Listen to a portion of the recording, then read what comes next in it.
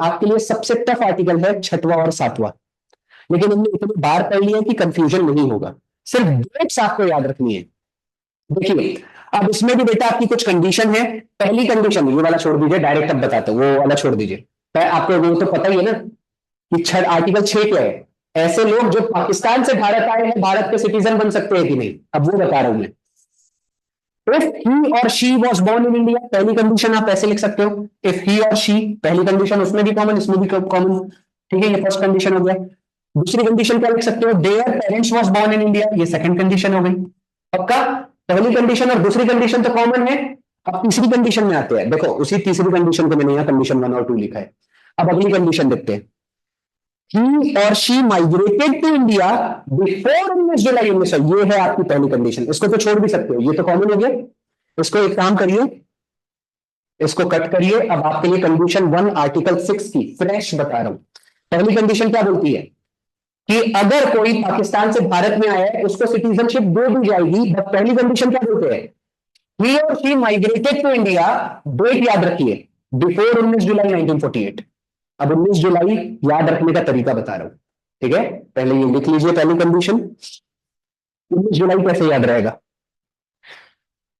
चलो एक काम करते हैं, 19 जुलाई को एक इंपॉर्टेंट डे बता देता हूं तो आपको वो हमेशा याद रहेगा। कौन कौन जानता है मंगल पांडे को, सब जानते हैं मंगल पांडे, उनका जन्म, बस ये एक फैक्ट लिख लो। सच बता रहा हूं, ये जीवन भर मत भूलना। आज एक फ्रीडम फाइटर का बर्थडे बताया है मैंने। मंगल पांडे का जन्म हुआ था 19 जुलाई को, और मंगल पांडे सबके छक्के छुड़ा देते थे, इसलिए आर्टिकल 6 से रिलेशन है उनका।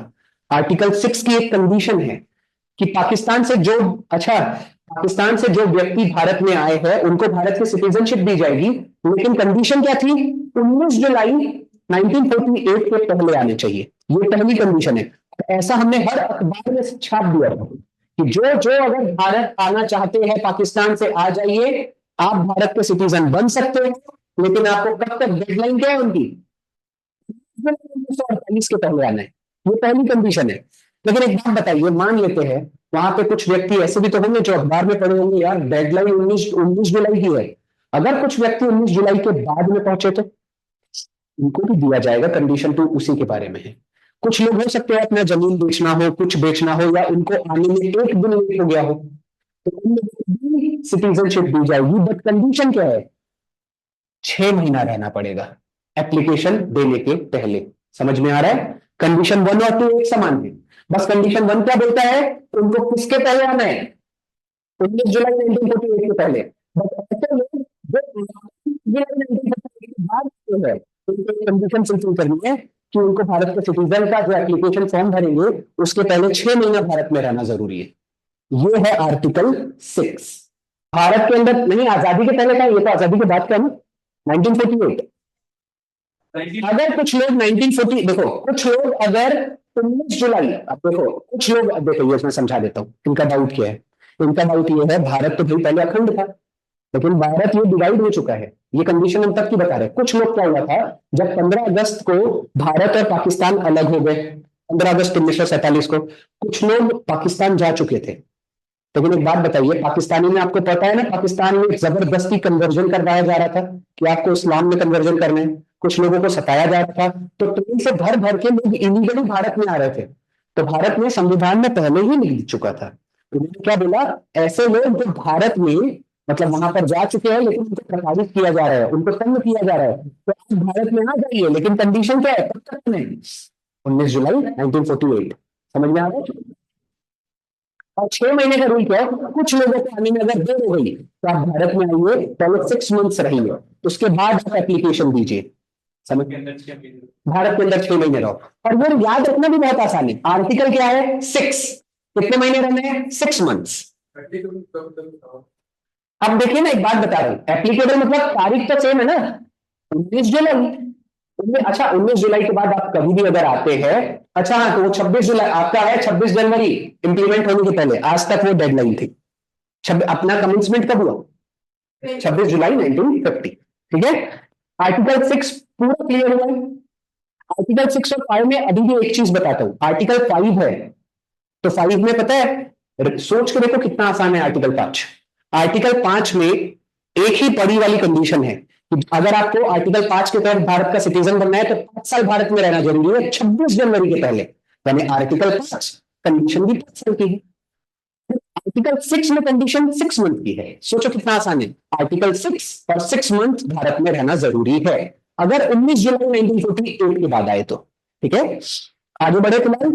अब इसका आर्टिकल 7। हाँ, अभी भी कोई आए यहाँ पे 2000 अब तक 6 बार ये अमेंड हो चुका है। कितने बार अमेंड हो चुका है? 6 बार। नेक्स्ट टाइम मेरे को पर्टिकुलर ईयर याद नहीं है, 1960s में ही इसको अमेंड किए थे, 1960 या 70s में। तब हमने बोल दिया था भारत के पाकिस्तान से अब कोई आएगा उसको वहां की नागरिकता हम नहीं देंगे, क्योंकि अब वो हमारे यूनियन हो चुका है। और 1960s या 70s में इसलिए क्योंकि पहली बार हमारी 1960s में ही 66 को हमारा पाकिस्तान के साथ वॉर हो चुका था। ठीक है, तो अब कोई अगर पाकिस्तान से आएगा, सारी चीज आएगा तो नॉट अलाउड। ठीक है, हाँ, आप आइए जाइए जो करना है करिए, बस उनको दी नहीं जाएगी। फिलहाल अभी हम देख लेते हैं। अच्छा, और एक और चीज, आपकी जो डेडलाइन बोल रहे हैं ना, वो 26 जनवरी 1950 की नहीं थी, वो इस अमेंडमेंट एक्ट तक थी, जब तक वो अमेंडमेंट एक्ट पास नहीं किया गया। आगे देख लेते हैं अगली चीज, अ पर्सन। ये तो आपको पता ही है आर्टिकल 7 क्या है, ये तो आर्टिकल 7 क्या है वो बता रहे हैं, फिर भी मैं बता देता हूं कि आर्टिकल 7 कहता है कि हमारे ऐसे भारतीय जो पाकिस्तान गए थे लेकिन वापस आके सिटीजन बनना चाहते हैं तो उनका क्राइटेरिया क्या है।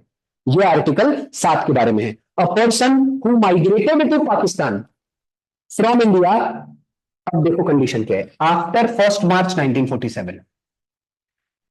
यही डेट इंपॉर्टेंट है आपके लिए।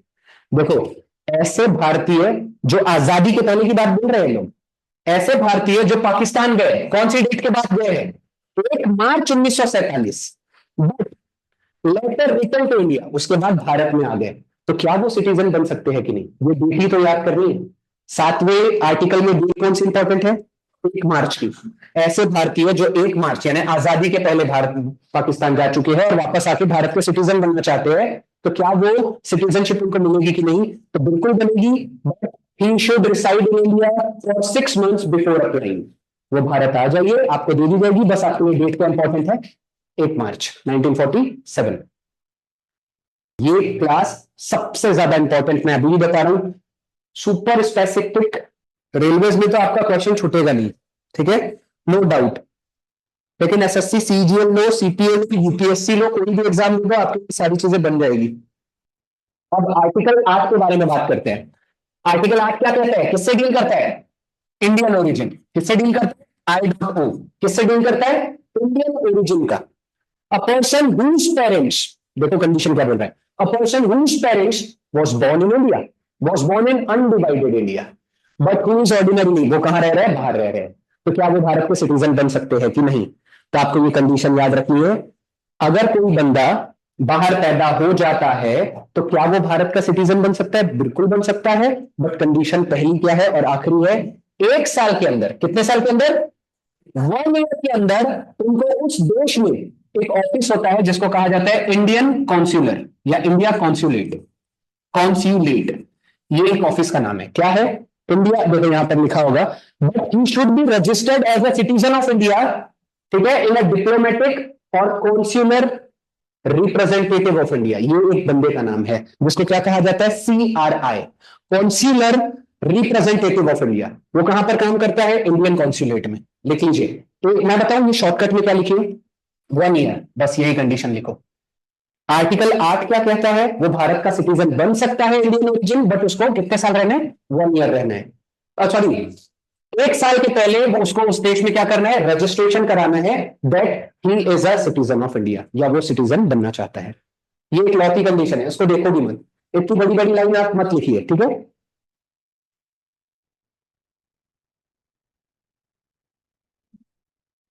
सबको पता नहीं क्या होता है? ऐसा बंदा जो, जिसके पेरेंट्स या फोर पेरेंट्स भारत भारत के हैं और वो पैदा कहां हो गए? बाहर। और अगर वो सिटीजन बनना चाहता है, one last time I am repeating it, और अगर वो सिटीजन बनना चाहता है तो 1 साल के अंदर उसको कहां पर रजिस्टर कराना है? इंडियन कॉन्सुलेट ऑफिस, ICO लिख लो, इंडियन कॉन्सुलेट ऑफिस। अब देखो, आपको आर्टिकल 8 शॉर्टकट में क्या लिखो, ये नोट लिख लो। Article 8 deals with overseas citizen of India या ओवरसीज इंडियन, या आप बोल सकते हो, देखो एक क्वेश्चन बना के दिखाओ, एक अच्छा वाला, बहुत प्यारा वाला। देखो रेलवे के लिए क्वेश्चन बना के दिखाता हूं, जो लोग यहाँ मोस्टली कर रहे होंगे। यही क्वेश्चन देखो, जो मैं पढ़ा रहा हूं उसी के अंदर से आएगा, बस घुमाएगा वो आपको, बोलेगा बताइए कौन सा आर्टिकल है जो एंग्लो इंडियन से डील करता है। वो इंडियन ओरिजिन को यही कहा जाएगा, एंग्लो इंडियन। समझ में आ रहा है? मतलब ऐसे लोग इंडियन ओरिजिन, एंग्लो इंडियन, या ऐसे या ओवरसीज इंडियन, ओवरसीज इंडियन, अलग अलग शब्द है। आर्टिकल क्या हो जाएगा दोनों के लिए? एट। ठीक है, बताइए ऐसा कौन सा आर्टिकल है। चलो ये चेंज कर लेता हूं, दूसरा क्वेश्चन, बताइए ऐसा कौन सा आर्टिकल है जो आपकी सिटीजनशिप को रद्द करने की ताकत रखता है? आर्टिकल 9। ऐसे ही क्वेश्चन होंगे, ठीक है, हमने रटवा दिया है। आर्टिकल 9 क्या है? No person shall be citizen of India if he और she acquired the foreign citizenship voluntarily. ये हमने पहले ही देख लिया है। एग्जाम्पल देख लीजिए, एम एफ हुसैन भारत के सिटीजन थे, बाद में उन्होंने कोई मिडल ईस्ट की कंट्री का सिटीजनशिप लिया, गए। आलिया भट्ट ब्रिटेन की सिटीजनशिप है, सिटीजनशिप भारत की गई। अक्षय कुमार भारत की सिटीजनशिप गई, ये भी ब्रिटेन का सिटीजन है। अब वो इंडियन नहीं कहलाना चाहिए, अब वो वहां का सिटीजन हो गया, बट वो है तो इंडियन, लेकिन उसकी सिटीजनशिप कहाँ की है? ब्रिटेन की। कादर खान आपको पता होगा, बहुत फेमस एक्टर थे, कैनेडियन सिटीजन थे। वो भारत में नहीं रहते थे, कहाँ रहते थे? विदेश, कनाडा में। तो ये आपका आर्टिकल सबसे सिंपल स्वीट सोबर। इंडिया में रहते नहीं है, वो रूल है। अभी जैसे रिसेंट में ना आपने अभी एक मूवी देखी होगी रानीगंज, अक्षय कुमार की, देखी? अक्षय कुमार के कारण ना रानीगंज मूवी का बजट बहुत बड़ा हो गया था। मिशन रानीगंज बजट क्यों बड़ा? वो ब्रिटेन का सिटीजन है। तो अगर आप किसी देश के सिटीजन रहते हो ना, तो वहां की कंडीशंस फुलफिल करनी होती है। कौन? अक्षय कुमार कनाडा का है, तो मान लीजिए कनाडा का है। तो जब वो मिशन रानीगंज मूवी शूट कर रहा था, तो उसको क्या हुआ कि कनाडा में आप मिनिमम कुछ सर्टेन पीरियड होता है, उतने साल अगर वहां नहीं तो आपकी सिटीजनशिप रद्द कर दी जाएगी। तो उसने मिशन रानीगंज, जो कि बॉलीवुड की मूवी है, आधा शूट उसने कनाडा में करा दिया। तो उसके कारण बजट बढ़ गया और मूवी फ्लॉप हो गई। तो उसमें उसको समझ में आया कि मेरे गलती के कारण हुआ है, तो उसने कुछ प्रोड्यूसर्स के पैसे वापस किया, ताकि है ना कि उसका गलती उसके गलती के कारण हुआ है। इतनी चीजें आर्टिकल 9 खत्म हो गया। ठीक है, देखो एक बात बता रहा हूं, उसने ना ओसीआई कार्ड लिया होगा। चलो अब आपका ये डाउट क्लियर कर देता हूं। मान लीजिए अक्षय कुमार कहां का सिटीजन है? कनाडा का। अब वो भारत में रह रहा है, उसके पास बेटा ओसीआई नाम की एक चीज होती है, जिसका क्या नाम, इसका फुल फॉर्म क्या है? Citizen of India. ये एक कार्ड होता है। अक्षय कुमार ने अगर ओसीआई कार्ड रख लिया है, नो मैटर, उसको वीजा फ्री एंट्री भारत में लाइफ टाइम में दी जाएगी। ये चीज समझ में आ रहा है? इसके और इसके लेने के लिए कुछ नहीं, बस वन टाइम एक फीस देनी, $15,000, $275। $275 की फीस दो, ओसीआई कार्ड अपने पास रख लो। अब काम कर रहे हो, कुछ भी कर रहे हो, आपको लाइफ टाइम भारत में, और इसमें कोई पुलिस स्टेशन में आपको जाके कराने की जरूरत नहीं, आप आ रहे हो जा रहे हो। ये चीज समझ में आ रहा है? मतलब वो अक्षय कुमार के पास क्या होगा? ओसीआई होगा। अब यही चीज आपके नेक्स्ट आने वाला है, पीआईओ, ओसीआई क्या होता है, वो सारी चीजें। अब आर्टिकल 10, एवरी पर्सन, ये तो मैंने बता दिया है, ये सारी चीज हटा ही दीजिए, मैंने पहले ही बता दिया है, इसको डायरेक्ट लिख लो। कंटिन्यूस ऑफ आपने लिख चुका है, आर्टिकल 10 के, ठीक है। अब आर्टिकल 11, प्रोविजंस। अब यहां पर एक वर्ड मिला है आपको, प्रोविजंस। अब आप पॉलिटी देख रहे हो, एक एक शब्द का आपको सारी चीजें। प्रोविजंस यानी आप बोल सकते हो टेम्पररी रूल्स, ठीक है। प्रोविजनल एडमिशन आपको कई बार कॉलेजेस में मिलता है, मतलब आपका जो एडमिशन है ना, वो परमानेंट नहीं है, वो कैंसिल किया जा सकता है, प्रोविजनल एडमिशन, ठीक है। तो प्रोविजंस का मतलब क्या हो गया? कुछ भी चीज जो टेम्पररी होती है। विथ रिस्पेक्ट टू एक्विजिशन और टर्मिनेशन, यानी ये पार्लियामेंट के हाथ में है, जो आपकी कंडीशन चेंज कर सकती है। एक्विजिशन मतलब एक्वायर करना इंडियन सिटीजनशिप, उसके रूल्स चेंज कर सकती है, और टर्मिनेशन ऑफ सिटीजनशिप ये भी चेंज कर सकती है। वैसे तो संविधान में केवल 3 तरीके दिए गए हैं जब अगर आप गलती करते हो और आपकी इंडियन सिटीजनशिप रद्द, लेकिन पार्लियामेंट चौथी कंडीशन भी बना सकती है। ये कहां पर गिवन है? आर्टिकल 11 में। ये वाला इतना बहुत क्लियर कट मैंने एक्सप्लेन किया, ये वाला इतना लिख लीजिए कि आर्टिकल 11 को एक्सप्लेन किया हूं मैंने, क्या है देख लीजिए। अब आर्टिकल 11 का ही यूज करके पार्लियामेंट ने एक एक्ट बनाया है। ये सब लोग रेड से टिक कर रहा हूं, यही क्वेश्चन डायरेक्ट लाइन में बोल दीजिएगा। ये पार्लियामेंट के लिए एक एक्ट बनाया है, पार्लियामेंट ने एक एक्ट बनाया सिटीजनशिप का, सिटीजनशिप एक्ट 1955। देखिए अभी रिसेंट में ना एसएससी सीपीओ मैंने बोला है आपको देना है, कौन कौन एसएससी सीपीओ देगा आगे जाके? सभी देंगे ऑलमोस्ट। तो जो लोग एसएससी सीपीओ देने वाले हैं उनका एक क्वेश्चन देखो, ये है, ये मैंने जो लाया है ये वाला। मैं इसलिए बोल रहा हूं ये एक लेक्चर, ये एक वीडियो आपकी सारी एग्जाम कवर करेगा। नो मैटर आपको एमटीएस देना है, सीएचएसएल देना है, सीजीएल देना है, सीपीओ देना है, एलआईसी डब्ल्यू देना है, आपको आगे जाके पैरामिलिट्री फोर्सेस की एग्जाम देनी है, सीडीएस, एनडीए, वटेवर, रेलवेज, आपको जो भी एग्जाम देनी है ये सिलेबस हर जगह कवर है। और मैं इतनी डेप्थ में पढ़ा रहा हूं, सारी चीज कवर हो रही है। ठीक है, अब देखो सिटी, अब आपका सिटीजनशिप एक्ट 1955 क्या कर रहा है? उसमें एक स्टेटमेंट दिया था, बोला था बताइए कौन सा स्टेटमेंट गलत है। एसएससी सीपीओ में गलत क्या था? क्वेश्चन पूछा गया था citizenship amendment act originally provide only Indian citizenship, ये स्टेटमेंट गलत था। इसी चीज के लिए मैंने ये वाला लाइन लाया है। अब देखिए क्या है, इट प्रोवाइड एक्विजिशन और लॉस ऑफ सिटीजनशिप, अरे ये वाला नहीं है, ये वाला है, ये वाला point. Originally this originally this act मतलब कौन सा है? Citizenship act 1955। Originally this act also provide the citizenship of commonwealth nations. क्या? Citizenship of commonwealth Nations.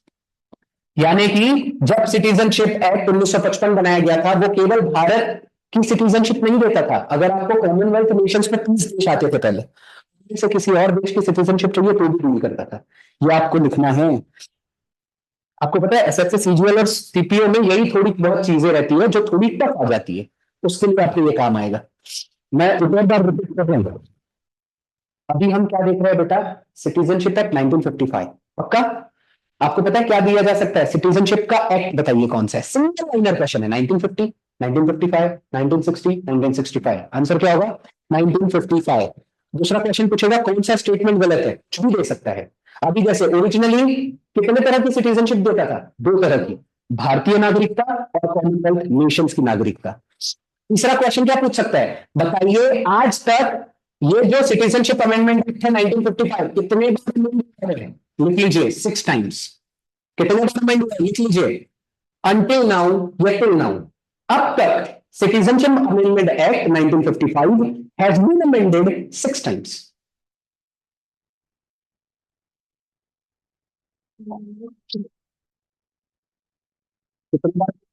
6 times. अब नीचे एक और चीज दी गई है, मैंने अभी जैसे कि बताया कि जब सिटीजनशिप अमेंडमेंट एक्ट 1955 पास हुआ था तो उसमें एक प्रोविजन था, उसमें एक रूल था कि आपको कितने चीजों की सिटीजनशिप दी जाएगी? 2 चीजों की, इंडिया और कॉमनवेल्थ नेशंस। तो वो चीज अब लागू नहीं होती है, उसको डिलीट किया जा चुका है सिटीजनशिप अमेंडमेंट एक्ट 2003 द्वारा। ये लिख लीजिएगा। अगर आज के टाइम पे वो क्वेश्चन पूछा जाए कि आज बताइए सिटीजनशिप अमेंडमेंट एक्ट 1955 कितने तरह की सिटीजनशिप दे रहा है? कितने लोगों की? सिर्फ भारत की। वो हमने जो बताया था कॉमनवेल्थ नेशंस का, उसको हमने डिलीट किया था किस अमेंडमेंट एक्ट से? सिटीजनशिप अमेंडमेंट एक्ट 2003 से। किसी को कंफ्यूजन तो नहीं हो रहा है ना? सारी चीज क्लियर है? मैं वन टाइम एक और बार फ्रेशली बता देता हूं। देखो बस, हाँ मैं एक बार क्लियर कर देता हूं। देखो सिटीजनशिप एक्ट 1955, पहली चीज मैंने क्या बताया? ओरिजिनली, ओरिजिनली क्या करता था? 2 तरह की सिटीजनशिप देता था, एक है इंडियन और एक है Commonwealth Nations. But Commonwealth Nations की जो सिटीजनशिप है उसको हमने सिटीजनशिप अमेंडमेंट एक्ट 2003 में डिलीट किया। ये चीज समझ गए? तो कॉमनवेल्थ नेशंस की जो सिटीजनशिप दी जा रही थी 2003 के बाद अब नहीं दी जा रही। इतना हुआ। तीसरा पॉइंट क्या याद रखना है? इसको कितने बार अमेंड किया गया है? 6 टाइम्स अमेंड किया गया है। ये 3 चीजें इस एक्ट के बारे में मत भूलना। देखो इतनी शॉर्टकट नोट्स निकलनी चाहिए आपकी, तो बड़ी बड़ी लाइन नहीं होनी चाहिए। तो मेरे को पहले से पता है, एक काम करूंगा नेक्स्ट टाइम नोट्स ना थोड़ी छोटी कर लूंगा, आपको डायरेक्ट दिख जाए। जब पढ़ाई ऐसे रहूं तो ऐसे बता दूंगा, ठीक है? Citizenship amendment act 2003। अब इसके बाद और भी हुआ, लास्ट टाइम अमेंड कब हुआ था? 2019 में। लास्ट टाइम सिटीजनशिप अमेंडमेंट कब चेंज किया गया था? 2019 में, उसके बाद अब तक चेंज नहीं किया गया।